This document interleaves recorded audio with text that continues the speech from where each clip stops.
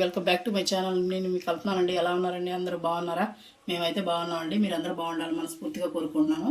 ఇవాళ వీడియోలో అయితే మసాలా వంకాయ కర్రీ అయితే చూపించానండి. చాలా బాగా చేశాను రెసిపీ అయితే. ఈ ఒక రెసిపీతో మనం అన్నంలోకైనా చపాతీలకైనా పుల్కాలకైనా చపాతీలకి దేంట్లోకైనా బాగుంటుందండి. వీడియోని ఎక్కడ స్కిప్ చేయకుండా చూడండి. మీకు ఈ వీడియో నచ్చినట్టయితే ఒక లైక్ చేయండి, షేర్ చేయండి, కామెంట్ చేయండి. ఎవరైనా ఛానల్ కొత్త వాళ్ళు చూస్తున్నట్టయితే సబ్స్క్రైబ్ చేసుకోండి ఛానల్ని. ఇలాంటి మంచి మంచి వీడియోస్ మరెన్నో వస్తాయండి, అందుకని సబ్స్క్రైబ్ చేసుకోండి.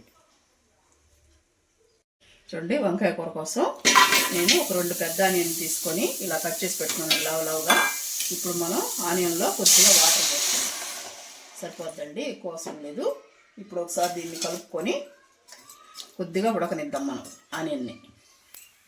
చూడండి, కొద్దిగా ఆనియన్ ఉడికిన తర్వాత ఒక 7 పచ్చిమిర్చి అయితే నేను వేసుకున్నానండి. ఇంకా మనం కారం వాడటం లేదు దీంట్లో, అందుకని నేనైతే పచ్చిమిర్చి వేసుకున్నాను.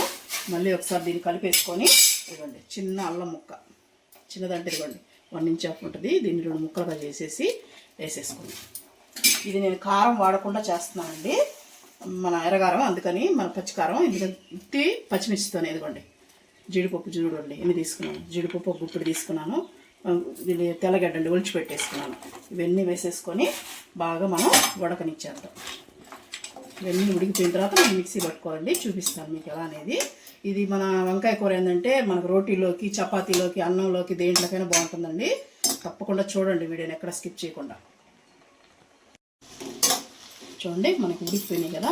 ఇప్పుడు మనం ప్లేట్లో తీసేసుకొని చల్లారబెట్టుకున్నాం అండి. మనం మిక్సీ పట్టుకోవాలి కాబట్టి చల్లారబెట్టుకున్నాం అండి, ప్లేట్లో తీసి పెట్టేసుకొని.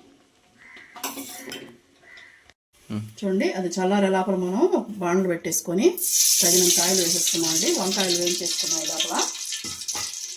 చూడండి, నూనె కాగుతూ ఉంటుంది. ఇప్పుడు మనం ఇదిగోండి వంకాయలు నేను శుభ్రంగా కడిగేసుకున్నానండి, నీట్గా కడిగేసుకొని ఇలా లేత వంకాయలు చూసారు కదా, మంచి లేత వంకాయలు అయితే బాగుంటాయండి, దొరికితే ఇలాంటివి తీసుకోండి. ఇప్పుడు మనం ఈ వంకాయలని కొసలు ఇలాగా కట్ చేసేసుకొని ఇలా తీసుకోవాలండి. ఎందుకంటే ఏదైనా పుచ్చులు ఉంటాయో ఏమో చూసుకోవాలి కదా, మనం ఇలాగా చేసేసుకొని ఇలాగ బాండట్లో వేసేసుకోవాలండి. ఒక్కొక్కటిగా మనం సిమ్లోనే పెట్టుకోండి, హైలో పెట్టద్దండి. ఇలాగ మనకి పెద్దదైతే ఒక 8 లాగా అట్లా కట్ చేసుకోండి, చిన్న అయితే ఇలా 4 లాగా ఇలాగా అన్నీ వేసేసుకోవాలండి. వేసేసుకొని వంకాయల్ని మనం దీంట్లో బాగా మగ్గనియాలి. వేసిన తర్వాత మీకు చూపిస్తాను. చూడండి, వంకాయలన్నీ పెట్టేసాను కదా. ఇప్పుడు మనం దీంట్లో తగినంత ఉప్పు, సాల్ట్ వేసామండి, మన వంకాయలకు సరిపడా. ఇవన్నీ పసుపు వేసుకున్నామంటే బాగా. చూడండి, మనకి ఇలా తిప్పుకుంటూ 2 సైడ్లు మనం బాగా వంకాయలు మగ్గబెట్టుకోవాలండి. లేతే కదా ఈజీగానే మనం మగ్గిపోతాయి. తిప్పుకుంటూ మనం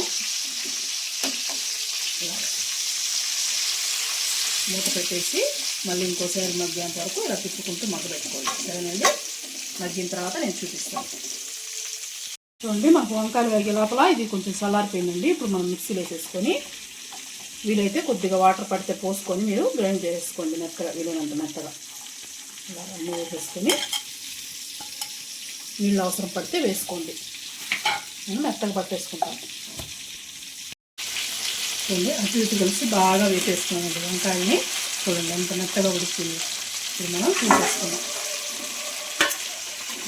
సిమ్లోనే పెట్టి వేయించుకున్నామంటే ఇలా వేగిపోతాయండి.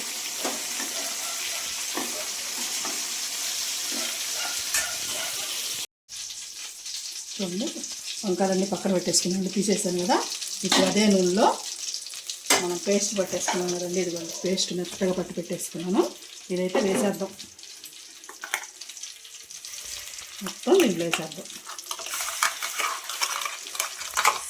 సిమ్లోనే పెట్టి వేయించుకోండి, మాడకుండా ఉంటుంది. మనం జీడిపప్పు వేసాం కదా, అందుకని సిమ్లో పెట్టకుండా వేయించుకోండి. ఇలా ఉండేది కూడా మొత్తం తీసేసుకొని ఇలా వేసేసుకోండి. చూడండి, వాటర్ కూడా వేసేసుకున్నాం. తర్వాత ఇది మర్చిపోయానండి, నేను తిరగమాతలు వేయాలి అన్నీ. బిర్యానీ ఆకు, జాపత్రి, అట్లాంటి జాజి పువ్వు, చెక్క, సాజీరా అన్నీ దీంట్లో వేసేస్తున్నాండి. ఇప్పుడు మీరైతే నూనెలో వేయించుకునేటప్పుడే వేసేసుకోండి. ఇప్పుడు ఇదంతా మనకి బాగా ఆయిల్ పైకి తేలేంత వరకు మనం ఉడకబెట్టున్నాం కాబట్టి పెద్దగా ఏమి ఎక్కువ టైం పట్టదండి. ఒక 2 నిమిషాల పాటు వేపుకున్నాం సిమ్లోనే. చూడండి, మన పేస్ట్ సిమ్లోనే పెట్టి వేయించేటప్పుడు ఆయిల్ పైకి వచ్చేస్తుంది. చూడండి, ఇప్పుడు ఆయిల్ పైకి వచ్చిన తర్వాత ఒకసారి కలిపేసుకొని మనకి బాగా వేగినట్టేనండి. ఇప్పుడు మనం వేయించుకున్నాం కదా వంకాయలు, అవైతే వేసేసుకున్నాం. వేసుకొని బాగా ఒకసారి కలిపేసుకున్నాం.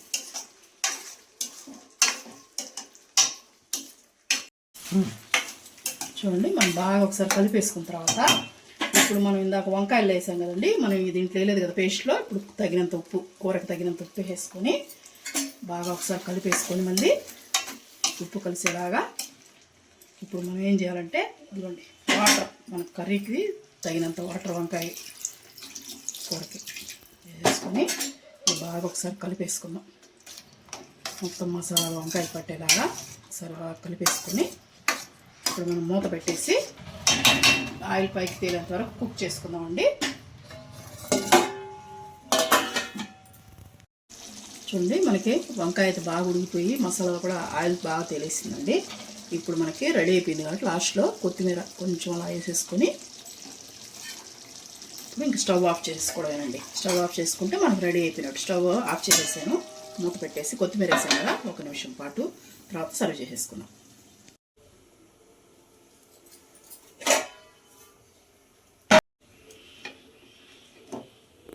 సర్వ్ చేసేసుకున్నాం. సరే వంకాయలు ఎంత బాగా ఉడికిపోయినాయి మనకి.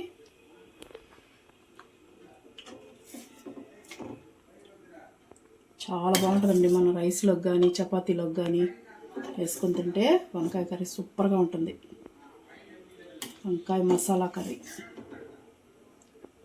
సింపుల్గా చేసేయచ్చండి, సింపుల్గా అయిపోతుంది. పులుసా ఏం పైన పులుసా వేస్తామా? చూడండి ఎంత బాగుంది పులుసు, చూసారు కదా. చూడండి వంకాయ మసాలా కర్రీ అయితే రెడీ అయిందండి. మనం కర్రీ అది కొత్తిమీర వేసేసుకుందాం. ఈ వాటి వీడియో అయితే ఇదేనండి. మీకు నచ్చినట్టయితే ఒక లైక్ చేయండి.